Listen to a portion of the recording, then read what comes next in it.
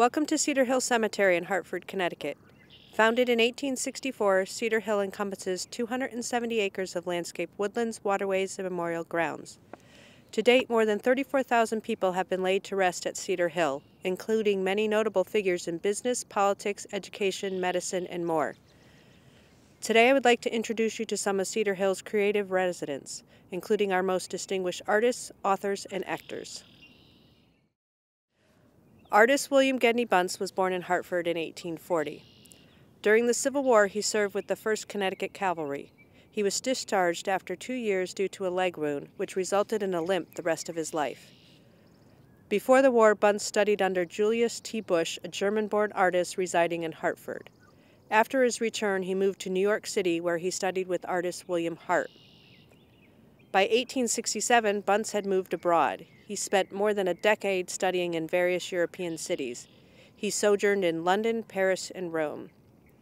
In 1871, while in Rome, Bunce's first paintings were sent to the United States for exhibition.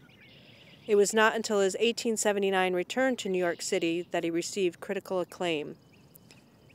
Bunce maintained a studio in New York for many years, but eventually moved back to Hartford. Until World War I, he spent half the year living with his sister in Hartford and half the year in Venice. In Venice, he became something of an institution. His proud and cantankerous nature caused Venetian gondoliers to refuse him their services. He also had loyal promoters and patrons. Well known for his Venetian landscapes, Queen Victoria of England ordered one of his paintings. Bunce died in November 1916 when he was hit by a car while crossing the street in Hartford. A Philadelphia native, William Glackens was a noted American artist. After high school, Glackens worked as an artist reporter for the Philadelphia Record and later the Philadelphia Press. He also took evening classes at the Pennsylvania Academy of the Fine Arts. There he met Robert Henry, a painter and charismatic figure in Philadelphia art circles. In 1895, Glackens and Henry traveled to Europe. Glackens studied the Dutch masters in Holland. Then he rented a studio in Paris with Henry for a year. They returned to the U.S. in 1896. Glackens worked as an artist for the New York World, New York Herald, and for various magazines. McClure's magazine sent him to Cuba to cover the Spanish-American War. In 1904, he was able to give up illustration and devote himself to painting. While in New York, Glackens and Henry befriended other artists who were tired of the National Academy of Arts rejecting their work. The group became known as the Eight, or the Ash Can Group. Much of their work rejected the formality and gentility of 19th century art and looked to working-class metropolitan life for material. By 1910, Glackens had broken away from the Ash Can style and adopted Impressionism. He became known as the American Renoir. His paintings received gold medals at exhibitions at the Pennsylvania Academy of Fine Arts in 1933 and 1936. Glackens is laid to rest in his wife Edith Dimmock's family lot. Edith, also an artist, was the daughter of Irick Dimmock, a wealthy Connecticut silk merchant. Born in Buffalo, New York, Frances Laughlin Wadsworth began painting and sculpting at the age of 7. Her family tried to convince her to focus on painting alone, saying sculpture was heavy and hard work for a woman. She didn't listen, preferring to focus on sculpture and maintaining painting as a hobby. She studied art in Europe and also studied with the famous sculptors Gutzon Borglum and Charles Eugene Tefft. Wadsworth came to the Hartford area in 1928 when she married Robert H. Wadsworth, an executive at Travelers Insurance. They lived on a 68-acre farm in Granby. Her first major work was the life-size sculpture of Thomas Hooker that stands outside the Old State House in Hartford. Other Hartford works by Wadsworth include the memorial to the founders of the American School for the Deaf that stands in Gallaudet Square, and a sculpture titled The Safe Arrival, which was commissioned by the Travelers Insurance Company and stands at Tower Square. Charles Dudley Warner moved to Hartford in 1860 to accept the position of assistant editor of the Evening Press. The next year he became editor and remained in that position until the Evening Press merged with the Hartford Courant in 1867. He then became co-editor of the Courant with Joseph Hawley. During the Civil War, Warner contributed essays to the Courant that focused on lighter domestic fare in an attempt to distract readers from the conflict. In 1870, the Courant published a series of his essays about working in his garden. The light humor and philosophical tone made the newspaper series popular. The collection, published as a book with the title My Summer in a Garden, became a bestseller. By 1880, Warner was one of the country's most popular authors. He published essays as well as novels, biographies, memoirs, and 9 travel books. In 1884, he became a contributing editor to Harper's Magazine. Warner is probably best remembered for his collaboration with Mark Twain on the satirical novel The Gilded Age. The two first met in 1868 when Twain came to Hartford and tried to buy a share of the Current. Hawley and Warner turned him down. Warner is also remembered for many quotes, including, "Everybody talks about the weather, but nobody does anything about it." This is typically attributed incorrectly to Twain. Warner also said politics make strange bedfellows, and the only thing raised on city land is taxes. Born in Reading, Pennsylvania, Wallace Stevens attended Harvard, where he devoted himself to the literary aspects of college life. His poetry regularly appeared in the school papers. By the end of his 3rd year, he had received all of Harvard's honors for writing. Unfortunately, due to a lack of family funds, he had to withdraw from school without graduating. Stevens moved to New York and began reporting for the New York Evening Post. He found this work dull. He thought about quitting to devote himself full-time to literature. His father advised him that it would be more prudent to study law. In 1901, he enrolled at New York School of Law. After graduation, he spent the next few years working at various law firms in the city. In 1908, he accepted a position with the insurance firm American Bonding Company. Stevens hadn't written poetry for several years but resumed in 1913. His work was published in various periodicals. In 1916, he published his first play, Three Travelers Watch a Sunrise. That same year, Stevens joined the home office of the Hartford Accident and Indemnity Company.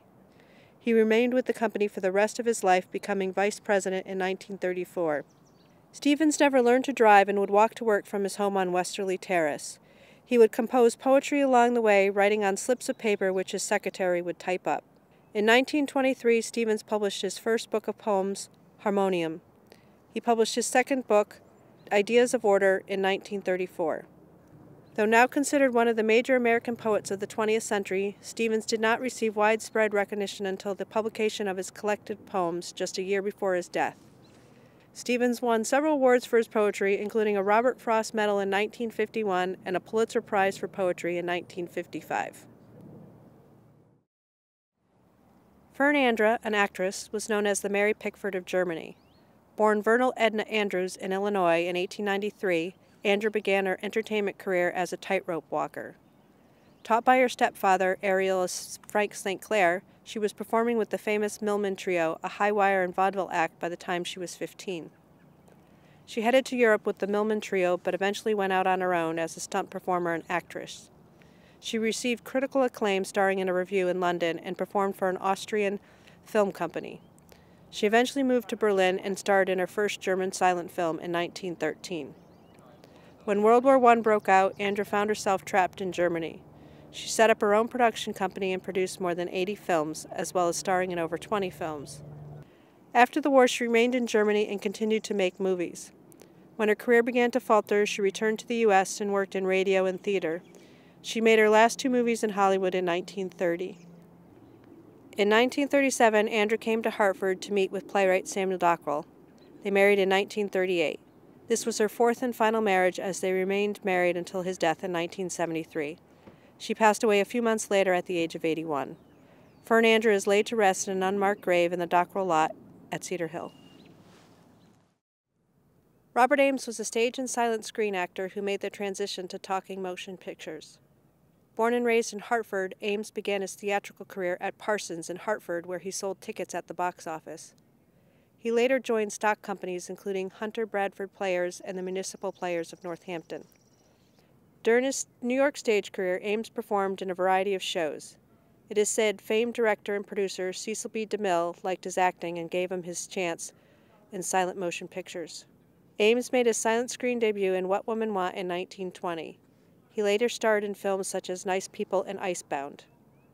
When sound was added to movies, Ames co-starred with Gloria Swanson in The Trespasser, Edward G. Robinson in A Lady to Love, and Mary Astor in Behind Office Doors. In all, he was in more than 15 films. Ames led a turbulent personal life that involved 4 marriages, 4 divorces, and excessive drinking.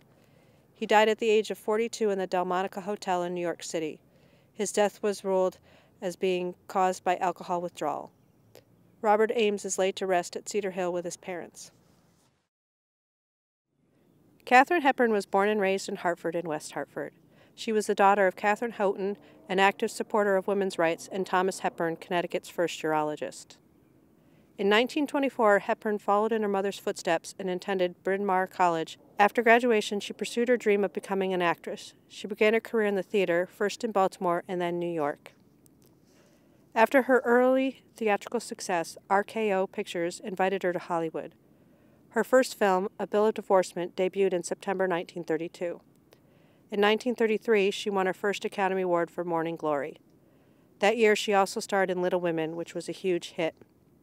Hepburn's refusal to play the Hollywood game, wearing slacks, not wearing makeup, not posing for pictures, and not giving interviews, resulted in several flops. In 1938, Bringing Up Baby and Holiday, both with Cary Grant, slightly redeemed her, but not enough to keep her from being dubbed box office poison. Hepburn revived her career by going back to the theater. In 1938, she starred in The Philadelphia Story on Broadway, receiving critical acclaim. She obtained the film rights to the play with the financial assistance of Howard Hughes. She then sold the rights to MGM with the conditions that she star in the film and retain decision-making power. It was a box office hit.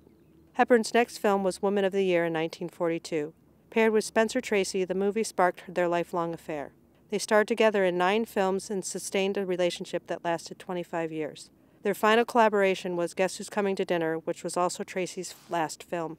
Hepburn's career spanned 5 decades. She holds the record for most Best Actress Oscar wins with 4.